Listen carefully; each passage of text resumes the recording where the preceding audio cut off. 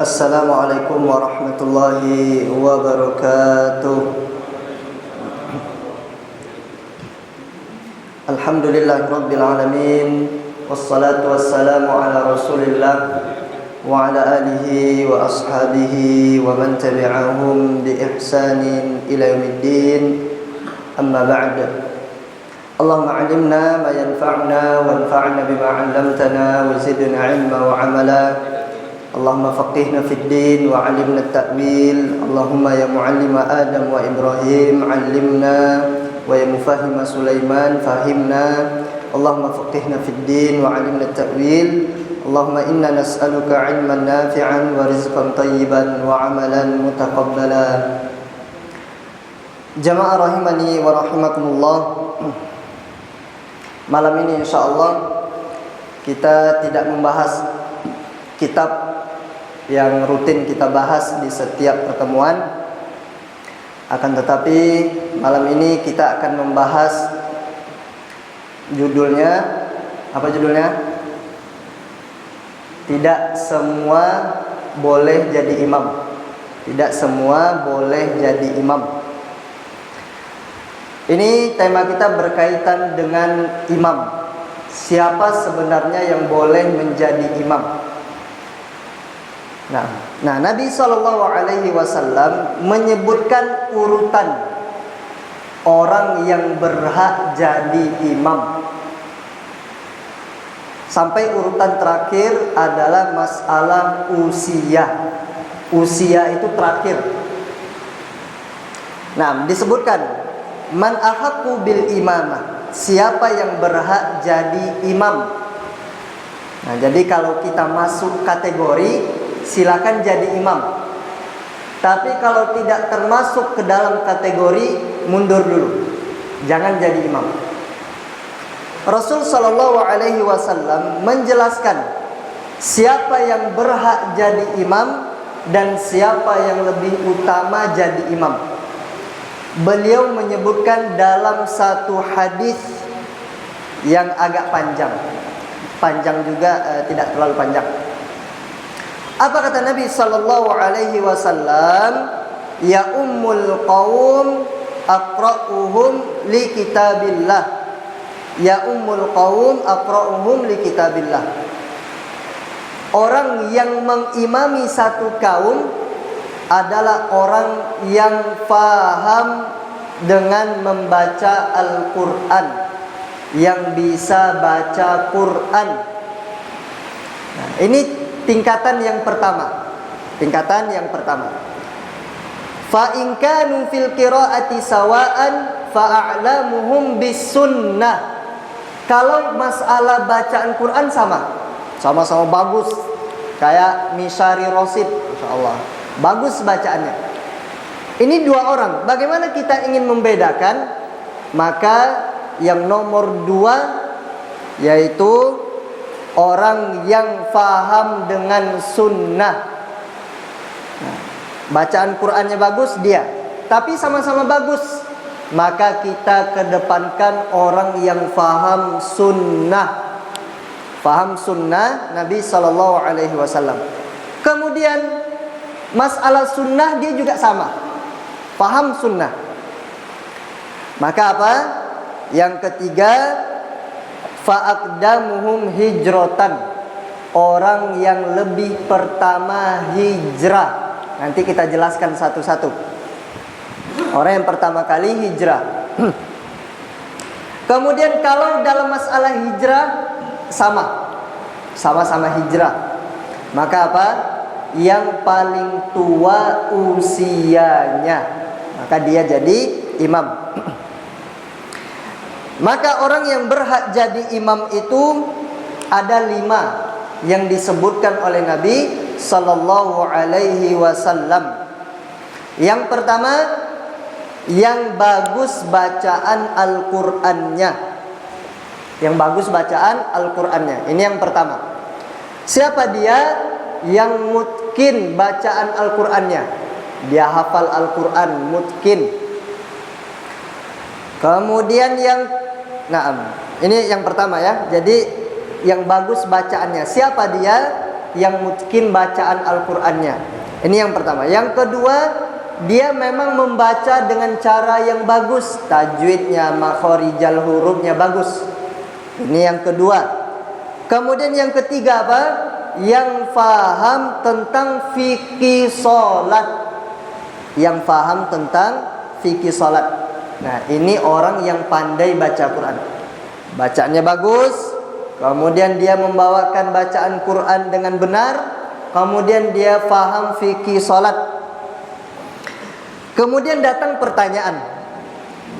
Kalau kita bandingkan, ada orang yang bagus bacaan Al-Qur'annya. Ini orang yang pertama. Kemudian orang yang kedua, bacaan Al-Qur'annya standar. Salat tetap sah, bacaannya standar. Dan dia faham dengan sunnah. Dia faham sunnah dan dia faham tentang fikih salat. Mana yang didahulukan? Nomor 1 atau nomor 2? Saya ulangi. Yang pertama tadi, orang yang tok baca Quran saja yang bagus. Yang kedua, bacaan Al-Qur'annya standar, tapi salat tetap sah. Dan dia faham fikih salat. Mana yang didahulukan? Yang nomor 2. Walaupun suara yang pertama seperti suara-suara qori-qori yang bagus, tapi dia nggak paham tentang fikih salat, dahulukan yang nomor 2. Dahulukan yang nomor 2. Kenapa? Karena kebutuhan kepada fikih salat dan hukum-hukum salat lebih besar dibandingkan kebutuhan sekedar pandai baca Quran. Itu lebih dibutuhkan. Ini tadi disebutkan dia baca Quran standar, dia sudah lolos. Dan dia paham fikih salat, maka didahulukan adalah orang yang paham fikih salat.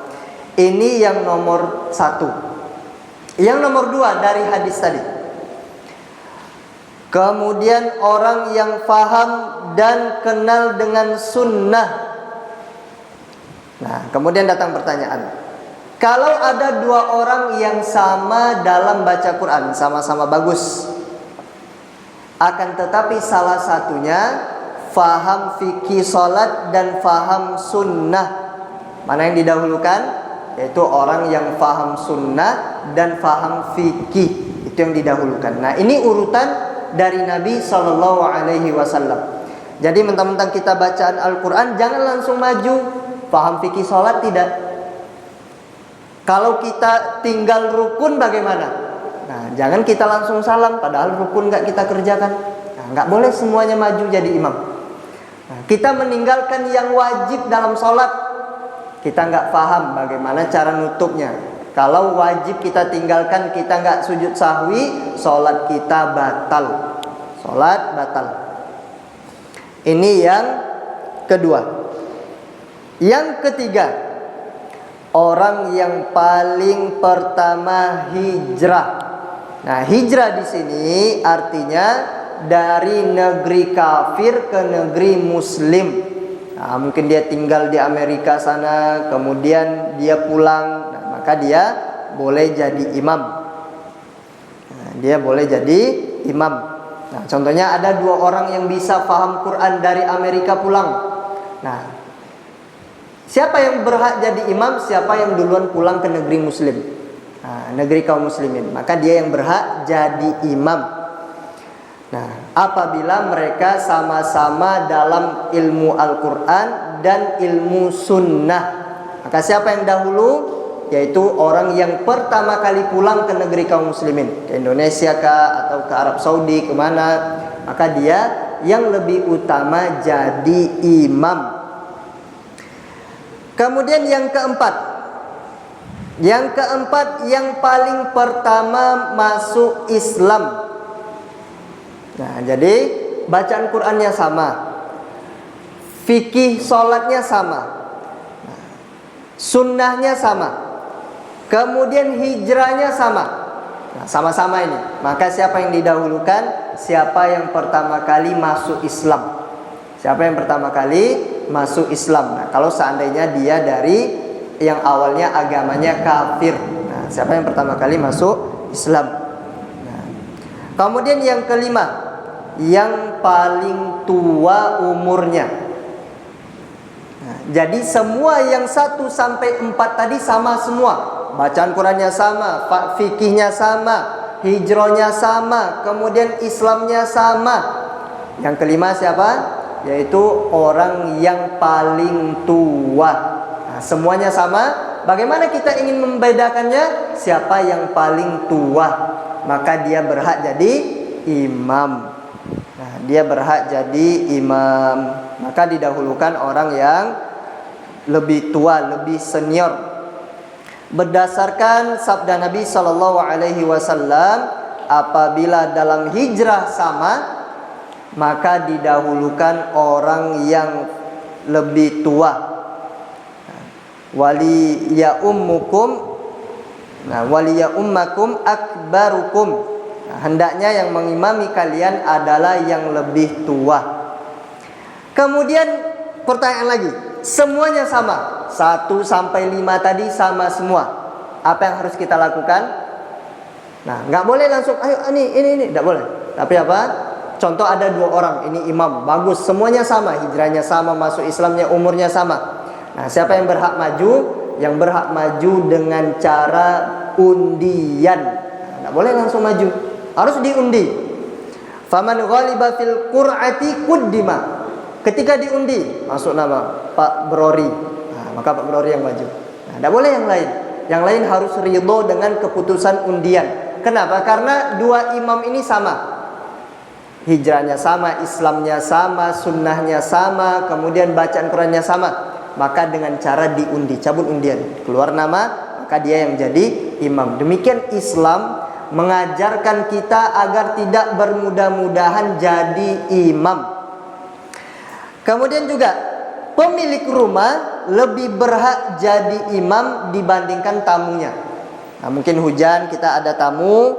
Nah, kita sebagai tamu, nah, bertamu ke rumah Pak Brori contohnya, kita ke sana, jangan langsung maju ngambil posisi sholat. Nah, jangan, karena yang berhak jadi imam siapa? Pak Brori. Tidak boleh, karena dia tuan rumah. Tidak boleh.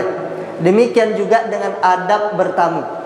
Kita masuk rumah, jangan duduk di tempat tuan rumah. Karena kan ada posisi duduk tuan rumah itu biasanya cuma 1, khusus untuk dia. Jangan kita jadi tamu langsung duduk di situ, tidak boleh. Nah, ini jadi imam tidak boleh. Kemudian duduk di tempat duduknya tuan rumah juga nggak boleh. Nah, itu hati-hati. Kecuali dapat izin. Silakan Ustadz, silakan Pak, kata tuan rumahnya, baru kita jadi imam. Maka janganlah seseorang mengimami orang lain di rumahnya. Jangan tamu ngimami pemilik rumah. Demikian juga jangan mengimami orang yang punya kepemimpinan. Nah, tidak boleh. Nah, di sini dijelaskan. Demikian juga orang yang memiliki kepemimpinan. Contoh Pak RT, dia lebih berhak jadi imam. Nah, dia lebih berhak jadi imam dibandingkan selainnya. Itu kalau untuk tingkatan kita. Di atas lagi ada yang hadir di atas Pak RT, dia yang berhak jadi imam. Karena imam atau pemimpin itu besar kedudukannya berdasarkan keumuman hadis Nabi Shallallahu Alaihi Wasallam. Nah, wala fi sultanihi, jangan mengimami orang yang memiliki kepemimpinan. Nah, kemudian juga demikian juga imam masjid rawatib 5 waktu, dia lebih berhak dibandingkan orang lain. Nah, kita punya imam rawatib, jangan kita suruh dia untuk qomat kecuali dia yang pengen qomat. Nah, itu kalau seandainya memang iqomah itu ditentukan oleh imam, tapi karena kita sebagian pakai waktu. Nah, kita ada imam rawatib, jangan digantikan. Makanya tatkala saya disuruh jadi imam ketika kajian itu saya nanya, ada nggak imam rawatibnya? Nah, kalau nggak ada, ya boleh siapapun maju, tapi tentu dengan syarat yang akan kita sampaikan nanti. Nah, walaupun dia pemimpin, nah pemimpin lebih berhak jadi imam dibandingkan yang lainnya. Pak Bupati datang ke masjid, Pak Bupati lebih berhak jadi imam dibandingkan imam rawatib. Nah, karena dia yang megang tempat tersebut. Wa in kana ghairuhu aqra minhu wa a'lam. Walaupun ada orang lain selain Pak Bupati tadi lebih faham bacaan Al-Quran dan dia lebih mengerti, tetap yang jadi imam Pak Bupati. Nah, tapi tentunya bacaannya tidak hancur. Nah, maka juga yang jadi pemimpin, yang memiliki kekuasaan, faham dengan kondisinya. Nah, saya kan pemimpin, boleh sama Nabi SAW jadi imam? Ya boleh, tapi harus faham, harus sadar dengan kekurangan diri masing-masing. Kemudian di sini orang yang haram jadi imam, haram. Nah, ini penting sekali untuk kita ketahui. Karena kita lihat di lapangan, kadang kita mengalami sendiri. Masih banyak orang yang dia tidak layak untuk jadi imam. Nah, kita lihat di lapangan. Ada orang yang gak layak jadi imam tapi nekat jadi imam. Pengen jadi imam, mungkin suaranya bagus tapi gak sesuai tajwid, gak sesuai dengan makhorijal huruf. Nah, jangan. Bahkan sebagian masjid itu ditegaskan, bapak-bapak yang tidak bagus bacaan Al-Fatihahnya jangan maju jadi imam, atau tunggu imam rawatib dulu. Nah, terkadang sebagian merasa sudah punya usia, artinya dia senior dari sisi usia. Nah, ada kadang jamaah umurnya senior tapi junior dalam bacaan Quran. Nah, itu kita harus sadar. Kalau umur senior, iya, kita yakini deh, bapak senior. Tapi kalau bacaan Al-Quran, Al-Fatihah, bapak masih junior, bapak masih bocil. Maka silakan kita berlomba-lomba. Yang tua-tua silakan berlomba-lomba. Jadi Pak RT, jadi ini, jadi itu, silakan. Karena umurnya tua, silakan. Nah, karena umur itu menentukan kematangan seseorang, ya silakan. Mau jadi bupati, jadi ini, silakan. Silakan. Tapi kalau untuk ibadah, jangan bermudah-mudahan, karena ibadah itu ada aturannya. Ibadah itu ada aturannya. Maka hendaknya ini kita pahami bersama. Karena ibadah sholat itu konsekuensinya sah atau tidak sahnya sholat. Nah, jadi kalau ingin jadi Pak RT silakan, yang tua-tua silakan. Tapi kalau pengen jadi imam, jangan bermudah-mudahan. Nah, ada beberapa orang yang haram jadi imam pada kondisi-kondisi berikut. Nah, nggak boleh jadi imam, hukumnya haram. Yang pertama, wanita jadi imam bagi laki-laki. Ini haram, soalnya kita sudah tahu. Sholat tidak sah. Imam ataupun makmum, sholatnya tidak sah. Dan pernah juga kita dapat di video, ada ibu-ibu yang mengimami laki-laki, sholat tidak sah. Mau sholat sampai kapan? 1000 tahun, sholat nggak sah. Sholat tidak sah. Berdasarkan keumuman sabda Nabi Sallallahu Alaihi Wasallam, lan yufliha qaumun wallau amrahum imra'atan. Tidak akan beruntung satu kaum, nggak akan beruntung. Ini yang belajar bahasa Arab. Kalau lan bertemu dengan fi'il mudhari', artinya selama-lamanya. Artinya selama-lamanya. Tidak akan beruntung selama-lamanya. Kenapa? Ketika mereka menyerahkan urusan kepada wanita. Kepemimpinan dikasih sama wanita, nggak akan beruntung, nggak akan jaya, nggak akan menang. Bahkan bisa jadi satu kelompok dipimpin oleh perempuan, dia akan mendapati merosot ya, surutnya kejayaan mereka. Nah, kenapa perempuan nggak boleh? Karena asalnya perempuan itu sholatnya di belakang shaf, di belakang shaf perempuan itu. Nah, perempuan itu sholatnya di belakang shaf. Nah, di belakang shaf. Nah, tentunya, nah jadi seperti ini maksudnya. Kalau kita ada hijab, maka wanita itu posisinya yang paling bagus apa? Di depan. Kalau ada hijab, nah ada tirai, nah, memang tertutup, nggak kelihatan oleh laki-laki. Wanita shafnya lebih utama di depan. Kalau nggak ada tirai, nggak ada pembatas, laki-laki bisa nengok, maka shaf yang paling baik bagi perempuan di belakang, paling belakang. Nah, kenapa perempuan nggak boleh jadi pemimpin? Karena asalnya perempuan itu sholat di belakang shaf, di belakang kita, di belakang laki-laki. Lah kok bisa dijadikan di depan laki-laki? Nah, tentunya nggak masuk akal. Apa tujuannya? Tujuannya agar menjaga perempuan dan menutupi perempuan. Makanya posisi sholat itu di belakang, bukan di depan. Falau quddimat lil imamati la asbaha dzalika mukhalifan. Kalau perempuan jadi imam, maka tentunya sudah menyelisihi asal pondasi syariat Islam. Maka tidak boleh jadi imam. Nah, insyaallah dalam masalah salat ini ibu-ibu tidak ada yang protes. Nggak ada yang protes. Walaupun dia hafal 30 juz, hafal 31 juz, satu juznya dari Sahih Bukhari mungkin, satu jilid. Nah, hafal dia mungkin nggak boleh jadi imam, haram jadi imam. Kemudian yang kedua,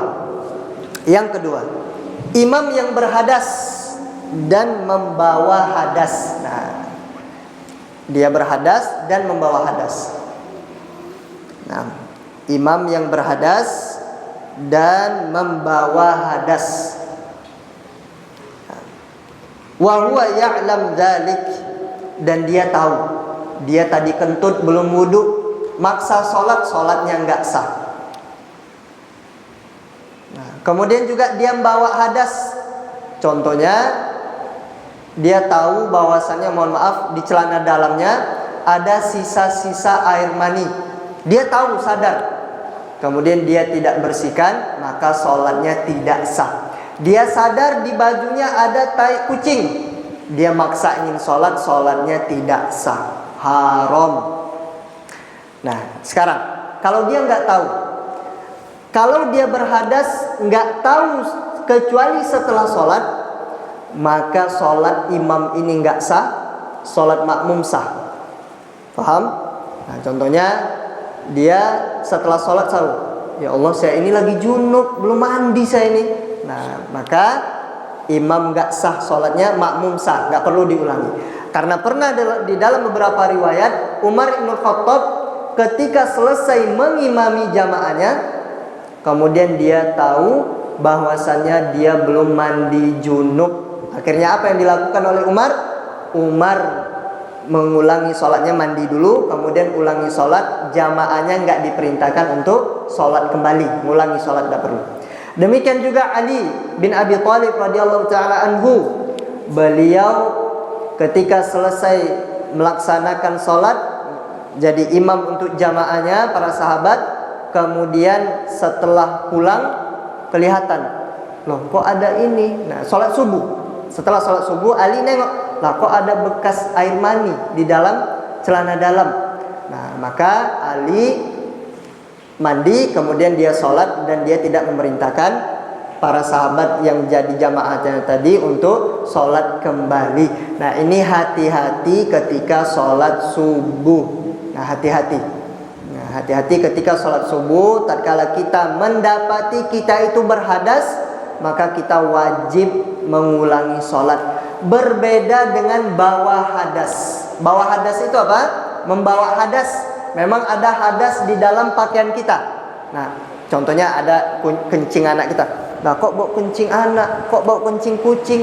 Nah, itu tahunya setelah selesai sholat, maka sholat sah, gak perlu diulangi. Beda hadas dengan membawa hadas.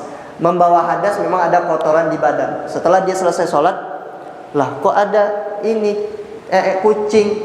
Nah, dan dia tahu setelah sholat, maka sholat sah. Tapi kalau dia berhadas, nah, dia belum wudu, dia lagi junub, nah, maka dia wajib mengulangi sholat. Kemudian Nah, kalau dia tahu dia bawa hadas, ada kotoran di badan ketika di pertengahan sholat, maka dia wajib membatalkan sholat, dibersihkan dulu. Nah, hadisnya kita insya Allah tahu, karena Nabi SAW pernah diperintahkan oleh malaikat Jibril untuk membuka sendal. Nah, disuruh, ya Rasulullah, ya Muhammad SAW, ada kotoran di sendalmu, maka buang. Nah, maka Nabi SAW buang. Nah, dengan dua cara. Kalau kita tahu ada hadas di badan kita, yang pertama kita bisa menghilangkan. Kalau kita bisa hilangkan di dalam sholat, silakan, mungkin dilempar, mungkin dibuka, silakan. Tapi kalau nggak bisa, yang kedua dibatalkan sholat. Nah, kemudian yang ketiga, imam yang tidak bisa baca Quran. Nah, ini haram, nggak bisa baca Quran, nggak boleh jadi imam. Nah, orang yang seperti ini apa? Tidak bisa baca dengan benar. Al-Fatihah nggak hafal, Al-Fatihah belepotan. Nah, kemudian dia ganti huruf dengan huruf yang lain. Contohnya apa? Alhamdulillahi Rabbil Alamin. Tidak boleh, walaupun suaranya bagus, tidak boleh. Alhamdu, mana ada alhamdu? Yang ada apa? Alhamdu, pakai dal. Nah, apalagi contohnya Izzaka na'budu wa izzaka nasta'in. Tidak boleh jadi imam. Tidak boleh jadi imam. Nah, kemudian Siratal ladzina an'amta 'alaihim. Tidak boleh jadi imam, mundur dulu, jangan jadi imam. Nah, atau juga yang pernah kita bahas, Alhamdulillahi Rabbil Alamin. Nah, tidak boleh jadi imam. Karena yang benar itu dengan alham, pakai ha. Nah, maka dia tidak boleh menjadi imam. Tidak boleh menjadi imam. Dia nggak hafal, Al-Fatihahnya belepotan, maka dia nggak boleh jadi imam. Kemudian juga atau dia berbuat kesalahan yang bisa merubah makna, seperti yang kita sampaikan tadi, maka dia tidak sah jadi imam, nggak sah. Kecuali dia mengimami orang yang semisal dengannya, sholat sah, selesai. Yang di belakang pun Al-Fatihah nggak hafal, kemudian imamnya hanya bisa izzaka na'budu, iyyaka na'budu, nangan ngamta alaihim. Nah, maka kalau jamaahnya di belakang lebih parah darinya, di bawah imam ini, maka sholatnya sah. Maka sholatnya sah. Nah, salah baca Quran disebut dengan lahan. Nah, kalau bahasa Arabnya lahnun. Nah, ini salah membaca Al-Quran. Terbagi menjadi dua. Bacaan Quran yang salah itu terbagi menjadi dua. Yang pertama, lahan jali. Nah, lahan tadi itu artinya apa? Salah baca Quran. Itu ada dua lahan. Lahan jali dan lahan khafi. Lahan jali dan lahan khafi. Apa itu lahan jali? Lahan yang mengubah makna bacaan. Nah, yang lahan jali tadi yang mengubah makna bacaan. Nah, seperti izzaka na'budu. Nah, itu tadi. Nah, sudah merubah bacaan. Nah, atau iyyaka na'budu. Kemudian lahan khafi apa? Yang tidak merubah makna, salah tapi tidak merubah makna, maka sholatnya sah. Kalau lahan jali tadi sholat tidak sah. Lahan khafi sholat sah karena tidak mengubah makna. Apa contohnya? Alhamdulillahi Rabbil Alamin. Nah, di ujung diganti Alhamdulillahi Rabbil Alamin.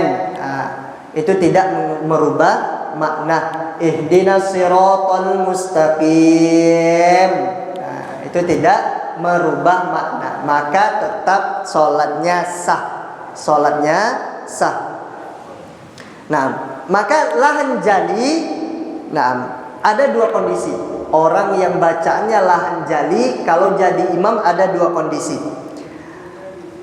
Makmum semisal dengannya, sholat nggak batal. Nah, contohnya lahan jali. Lahan jali izzaka na'budu wa izzaka nasta'in. Nah, semangat bacaan Qur'annya. Jadi imam belakang sama dengannya, bahkan di bawahnya. Sholat sah. Sholat sah. Kemudian yang kedua, nah ini yang bahaya. Ada makmum bacaannya yang bagus dari imam tanpa salah, maka sholat makmum batal, imam sah. Bayangkan. Nah, lahan tadi, lahan jali itu apa? Sholat imam sah, makmum batal. Nah, ini disebutkan di dalam madhab Syafi'i. Nah, dia iyyaka na'budu wa iyyaka nasta'in, iyyaka na'budu wa iyyaka nasta'in. Sholat imam sah, akan tetapi sholat makmum batal. Nah, maka pesan juga untuk pengurus masjid, jangan boleh orang asal-asalan jadi imam. Ini besar kaitannya sah atau tidak sah sholat makmum. Nah itu. Nah, kadang kita semangat jadi imam, kita yang paling tua, ternyata bacaan masih junior, bacaan kita masih jauh dari yang benar. Nah ini yang ketiga. Nah hati-hati, kalau kita masuk kategori silakan jadi imam. Tapi kalau kita nggak masuk kategori, jangan coba-coba jadi imam. Sholat imamnya sah, tapi sholat makmum yang tidak sah. Sholat makmum tidak sah. Kok bisa sholat imamnya sah? Ya dia menganggap dia yang paling bagus, dia menganggap bacaannya yang paling bagus, sedangkan di belakang ada bacaan yang paling bagus. Nah, makanya sholat imam sah, sholat makmum batal. Maka adakanlah mungkin tahsin, atau kita kalau bisa adakan imam rawatib, agar nanti kita sholatnya tidak batal. Kita nyangka kita sholatnya sah-sah terus, ternyata sholatnya batal, tidak diterima oleh Allah Subhanahu wa ta'ala. Besar konsekuensinya, karena dalam ibadah ada aturan. Kemudian juga yang keempat, yang haram jadi imam, yaitu imam fasik dan ahlul bid'ah. Imam fasik dan ahlul bid'ah. Nah, salat di belakangnya tidak sah. Salat di belakangnya tidak sah apabila kefasikannya jelas. Fasik itu pelaku dosa. Pelaku dosa, dosa besar. Dan dia mengajak kepada bid'ah yang bisa keluar dari agama Islam, maka kita nggak boleh sholat di belakangnya. Kalau sholat di belakangnya, sholat kita batal. Nah, maka kita lihat-lihat, apakah yang jadi imam ini dukun? Jangan sholat di belakang dukun. Jangan sholat di belakang dukun, karena dia sudah menganggap dia tahu hal yang gaib, bisa terjatuh ke dalam kesyirikan. Dia menganggap dia yang bisa mengatur takdir. Ini sudah keluar dari agama Islam, maka kita nggak boleh sholat di belakangnya. Kemudian, kemudian imam orang fasik ini ada dua. Fasik sama ahlul bid'ah kalau jadi imam itu ada dua kondisi. Yang pertama, fasik dan bid'ah keluar dari Islam, tidak boleh jadi imam. Fasik dan bid'ahnya keluar dari Islam, perbuatan bid'ahnya, sholat tidak sah, imam tidak diperbolehkan, jadi imam tidak diperbolehkan. Kemudian dia fasik, pelaku dosa, dan dia berbuat bid'ah, tapi tidak sampai keluar dari agama Islam, maka kita boleh sholat di belakangnya. Sebagian ulama berpendapat sholat di belakangnya makruh. Disebutkan oleh Imam An-Nawawi, ulamanya madhab Syafi'i rahimahumullah ta'ala, sholat di belakangnya makruh. Nah, maka lebih aman apa? Cari masjid lain. Cari masjid lain biar tidak was-was, agar tidak was-was. Ini yang keempat. Yang kelima, orang yang tidak bisa ruku, sujud, berdiri dan duduk, nggak bisa. Ruku nggak bisa, sujud nggak bisa, berdiri nggak bisa, duduk nggak bisa, maka tidak sah kalau dia jadi imam. Nah, nggak bisa, nggak boleh jadi imam. Liman huwa aqdar minhu ala hadhil umur. padahal ada orang yang bisa ruku, duduk, berdiri dan sujud di belakangnya. Maka kalau dia jadi imam, keimamannya tidak sah. Nah, kondisi ini ada dua. Kalau kita sakit, kalau kita sakit, kemudian orang sakit boleh sholat duduk. Nah, kalau dia sakit, maka boleh memerintahkan jamaah untuk duduk. Nah, ini pernah dilakukan oleh Rasul Sallallahu Alaihi Wasallam. Di awal sholat Nabi duduk dan berisyarat, duduk kata Nabi Sallallahu Alaihi Wasallam. Maka mereka sholat dalam keadaan duduk. Ini duduknya dari kapan? Dari awal. Memang Nabi nggak bisa berdiri, beliau sakit. Kemudian yang kedua, imam dipimpin oleh Abu Bakar As-Siddiq radhiyallahu taala anhu, dimulai sholat dalam keadaan berdiri. Kemudian Nabi SAW datang menggantikan Abu Bakar. Abu Bakar mundur belakang, Nabi ngambil posisi sholat. Kemudian Nabi sholat dalam keadaan duduk dan para sahabat tetap berdiri. Nah ini, kalau sholat imam dari awal duduk karena dia sakit, maka makmum wajib duduk. Kemudian kalau duduknya imam di pertengahan, nah seperti tadi Abu Bakar berdiri di awal sholat, kemudian masuk Nabi SAW menggantikan, kemudian Abu Bakar mundur, Nabi sholat dalam keadaan duduk. Sedangkan sholat sudah berlangsung, maka makmum tidak perlu duduk, tetap berdiri. Nah ini masalah orang yang tidak mampu untuk ruku dan sujud, berdiri dan duduk. Nah, jadi kita jangan bermudah-mudahan untuk menjadi imam. Nah, ini yang diharamkan. Kemudian juga orang yang dibenci untuk jadi imam, makruh hukumnya. Yang pertama apa? La'an, yaitu banyak salahnya dalam baca Quran selain Al-Fatihah. Al-Fatihahnya benar. Ayat pendek berantakan. Wattin wazzaitun. Nah, ini lahan ketika baca ayat pendek Al-Fatihah lolos. Tapi ketika baca ayat pendek dia berantakan, maka hukumnya makruh jadi imam. Apa contohnya? Qul huwallahu benar ya. Nah, atau dia mengucapkan ya ucapan-ucapan yang salah di dalam ayat pendek. Nah, contohnya apa ya? Nah, apa kira-kira kalau salah dalam baca ayat pendek?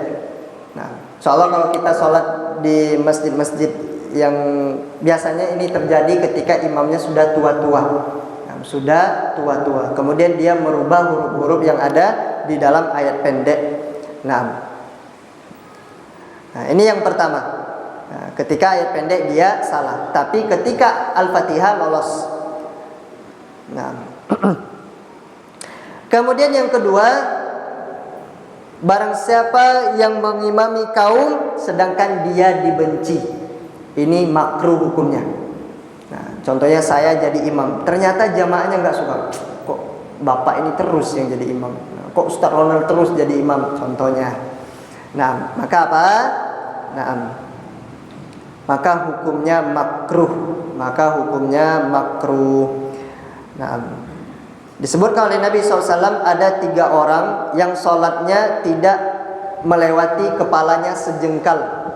Maksudnya apa? Tidak naik kepada Allah Subhanahu Wa Taala, tidak diterima sholatnya. Nah, diantaranya apa? Yaitu seseorang yang mengimami beberapa orang, mengimami kaum sedangkan dia dalam keadaan dibenci. Nah, maka sholat imam ini tidak diangkat oleh Allah Subhanahu wa ta'ala. Nah, tidak naik ke Allah Subhanahu wa ta'ala. Kemudian yang ketiga, dia menyembunyikan sebagian huruf. Ini yang ketiga, hukumnya makruh. Wala yafsah, dan dia tidak fasih membaca Al-Quran, atau dia ulang-ulang huruf. Qul huwallahu ahad. Nah, diulang-ulangi. Maka ini hukumnya makruh. Kemudian masalah yang selanjutnya, posisi imam dan makmum. Berapa menit lagi, Komah? Masih lama. Nah, posisi berapa? 11 lagi ya, mudah-mudahan selesai ini. Posisi imam dan makmum.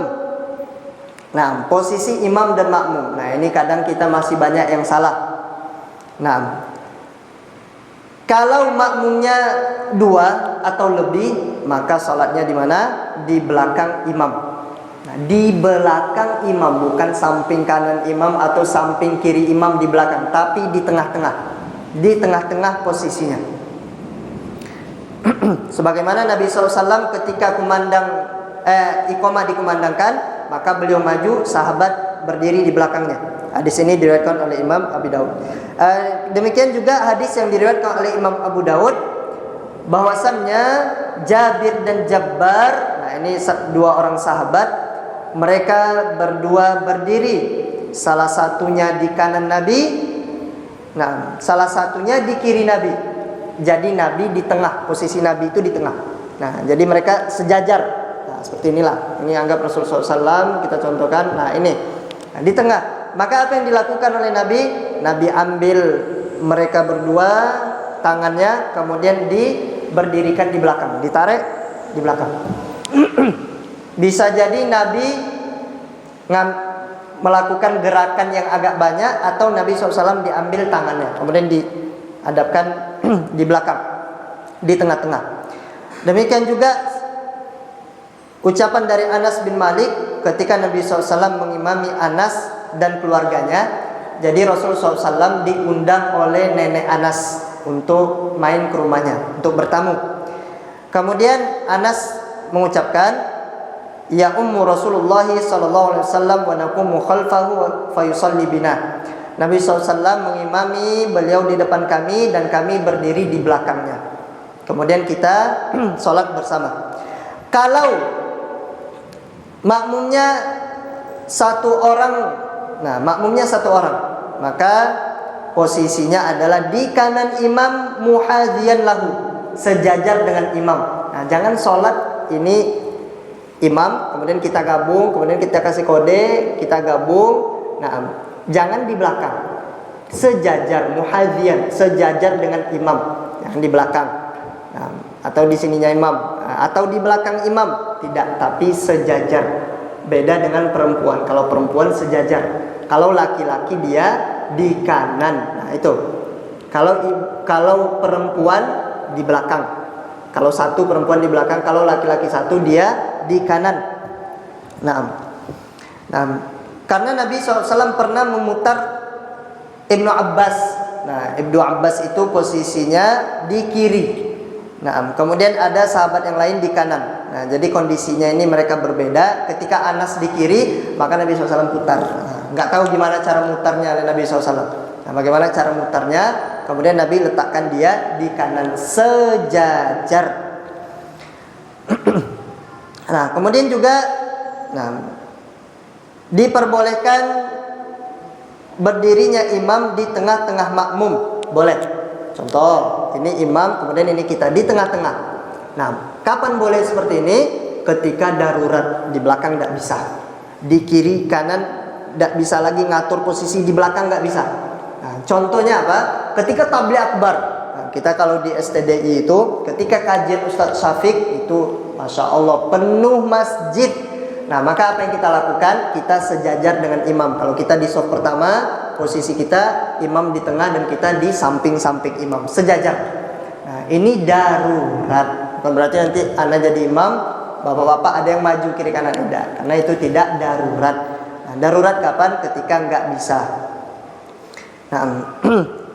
Tapi tetap yang paling utama apa? Berdiri di belakang imam. Dan posisi shaf perempuan itu di belakang laki-laki. Sebagaimana Anas radhiyallahu anhu mengatakan, saya berdiri di belakang Nabi SAW, kemudian anak yatim di belakang Nabi SAW sama dengan Anas radhiyallahu anhu, kemudian di belakangnya ajuz, yaitu nenek Anas radhiyallahu taala anhu. Nah, kemudian masalah mendahului imam. Nah, ini banyak kesalahan di sini. Banyak kesalahan ketika mendahului imam. Tidak boleh bagi makmum mendahului imam. Tidak boleh, bahkan haram hukumnya. Imam belum takbir, kita sudah takbir. Barang siapa yang takbiratul ihram sebelum imam, maka sholatnya nggak dianggap. Ya, gimana mau sholat berjamaah sedangkan dia yang takbir duluan, imam masih aba-aba. Nah, maka nggak sah sholatnya. Karena syarat takbiratul ihram apa? Yaitu dia takbir setelah imam. Takbir setelah imam, dan itu tidak dia lakukan, maka sholat tidak sah. Dan wajib bagi makmum memulai gerakan-gerakan sholat setelah imam. Setelah imam baru kita bergerak. Nah, sebagaimana hadis Nabi SAW, sesungguhnya imam itu dijadikan untuk diikuti. Apabila imam bertakbir, takbir kalian. Apabila imam ruku, ruku kalian. Apabila imam mengucapkan sami Allahu liman hamidah, faqulu rabbana walakal hamdu. Nah, kalau imam mengucapkan sami Allahu liman hamidah, maka kita cukup mengucapkan rabbana walakal hamdu, atau kita juga boleh mengucapkan sami Allahu liman hamidah. Nah, ada mengikuti imam yang kita itu, nah bukan mengikuti, bersama dengan imam, sholat kita juga batal. Contoh, takbir lebih dulu dari imam, sholat batal. Bukan batal, enggak sholat kita, enggak dianggap sholat berjamaah. Kemudian yang kedua, sama-sama takbiratul ihram dengan imam, sholat tidak dianggap. Contohnya apa? Contohnya Allah, ini imam, Allah, kemudian di belakang ikut Allahu Akbar, sama dengan imam ketika takbiratul ihram, maka sholatnya enggak dianggap. Nah, mengikuti imam, serentak gerakan dengan imam selain takbiratul ihram hukumnya makruh. Imam baru ruku, dia ruku. Imam baru salam ke kanan, dia bareng salamnya kanan, bareng salamnya kiri. Nah, maka di sini hukumnya makruh. Nah, berbeda kalau barengan takbiratul ihram dengan imam, maka sholatnya enggak dianggap dia sholat berjamaah. Arti kata apa? Sholatnya batal. Sholatnya itu batal. Nah, jadi mengikuti imam itu yang pertama yaitu mendahului imam. Ini hukumnya haram tentunya, tidak boleh. Bersamaan dengan imam selain takbiratul ihram. Takbiratul ihram hukumnya makruh. Kemudian terlalu lambat mengikuti imam. Imam sudah sujud, dia masih membaca Rabbighfirli, Rabbighfirli. Sampai imam sudah berdiri lagi, dia masih Rabbighfirli. Sholatnya batal. Sholatnya batal. Kecuali dia telat sedikit, nggak jadi masalah. Tapi jangan bermudah-mudahan, jangan terlalu lama. Yang keempat apa? Mengikuti imam. Itu yang sesuai dengan sunnah. Maka terkadang kita yang sudah ngaji sunnah, yang sudah belajar, tidak sabaran. Kenapa ada orang yang bareng dengan imam atau dahulu dari imam? Karena nggak sabar, karena tidak sabaran. Akhirnya kalau dia mendahului imam, sholatnya tidak sah. Sholatnya tidak sah. Kemudian kalau bersama dengan gerakan sholat dalam salam, itu hukumnya makruh. Nah, contohnya imam Assalamualaikum warahmatullahi, dia juga salam ke kanan bareng sama imam, hukumnya makruh. Hukumnya makruh. Nah, demikian juga masalah rukun-rukun sholat. Kalau imam salah baca bisa batal sholat. Contohnya apa? Assalamualaikum contohnya, atau diucapkan Assalamualaikum, bukan assalam. Yang benar apa? Assalam, pakai tasydid sa-nya.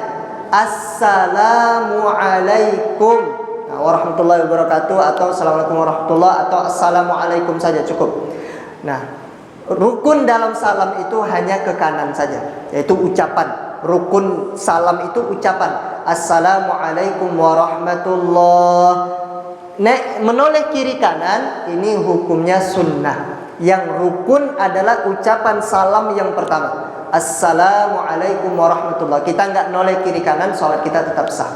Karena yang rukun itu adalah ucapan Assalamualaikum. Adapun ke kiri, ucapan Assalamualaikum yang kedua, itu hukumnya sunnah. Itu hukumnya sunnah. Nah, maka kita hati-hati dalam masalah ini.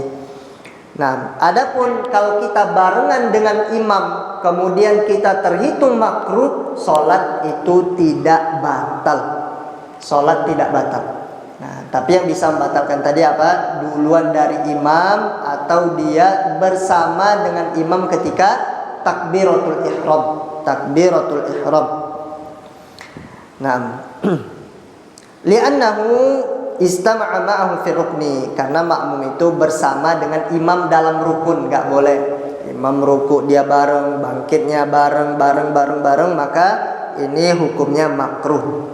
Kalau duluan, nah kembali lagi hukumnya haram. Hukumnya haram. Nah, Allah taala alam bisawab, ini yang bisa kita sampaikan pada malam hari ini.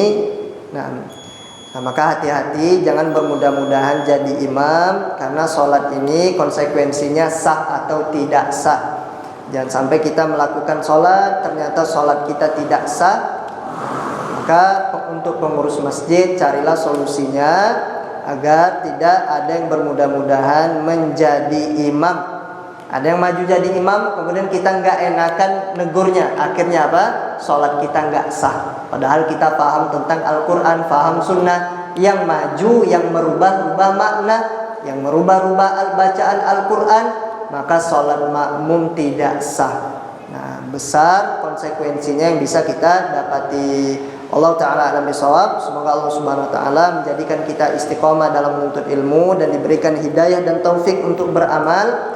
InsyaAllah ta'ala di pertemuan selanjutnya kita akan kembali lagi membahas sunnah-sunnah keseharian Nabi Sallallahu Alaihi Wasallam. Kita tutup dengan doa kafaratul majlis. Subhanakallahumma wa bihamdika asyhadu an la ilaha illa anta astaghfiruka wa atubu ilaik. Wassalamualaikum warahmatullahi wabarakatuh.